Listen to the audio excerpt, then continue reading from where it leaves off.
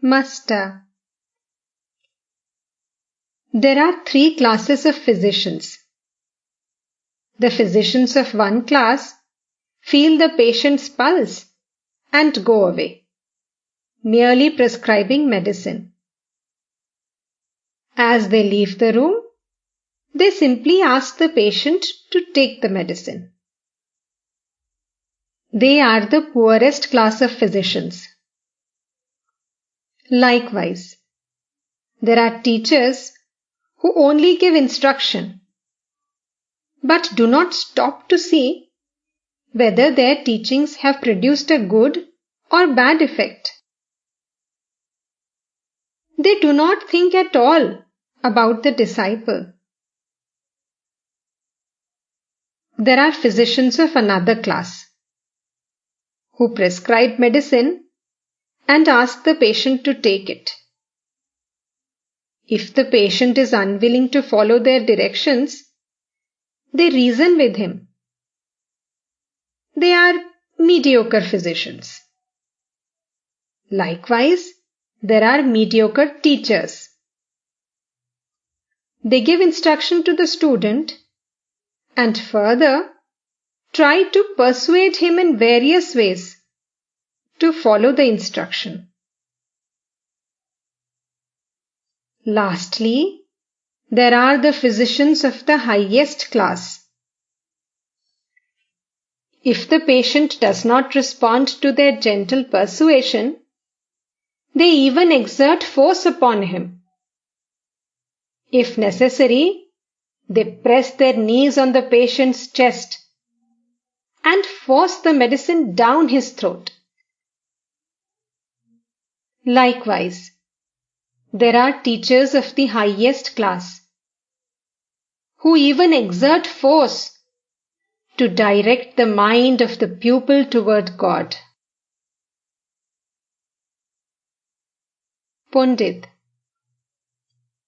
Sir, if there are such superior teachers as you have described, then why should you say that one does not get the knowledge of God until the right time comes? Master. You are right.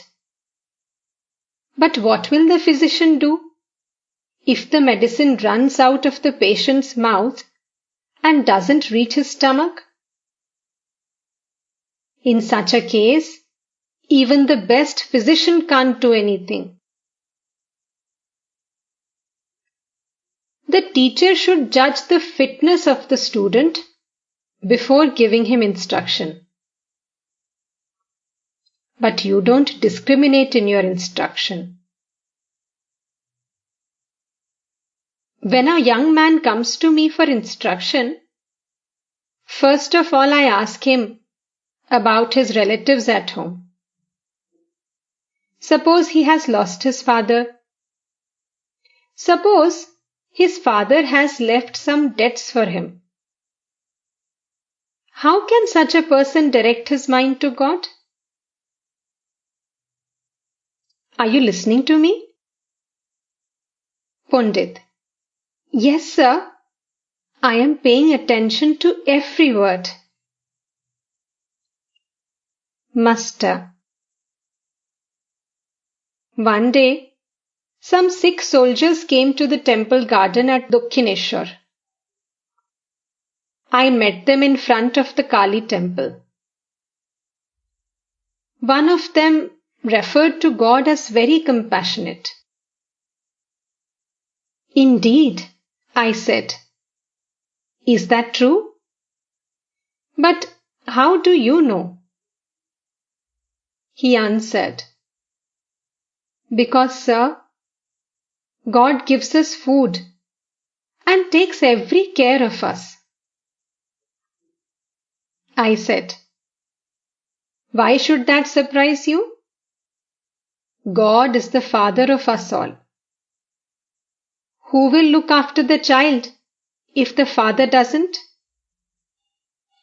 Do you mean to say that the people of the neighboring village will look after the child? Narendra. Then, shouldn't we call God kind? Master.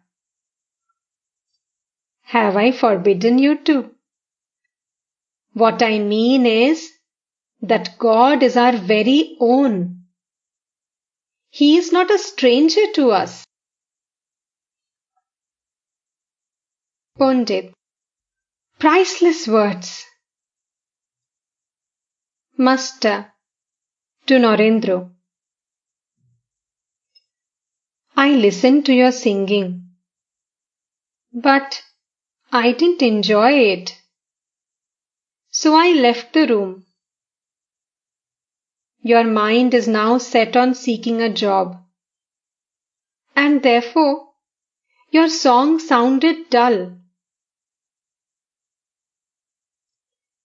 Narendra flushed.